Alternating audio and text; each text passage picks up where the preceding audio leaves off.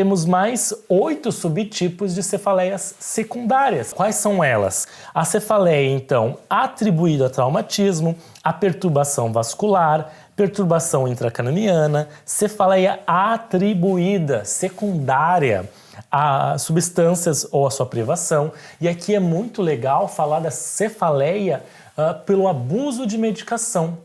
Existem medicamentos como analgésicos, o paracetamol, a dipirona, que se tomado com maior frequência, em vez de melhorar a dor, podem causar uma dor, causar uma cefaleia.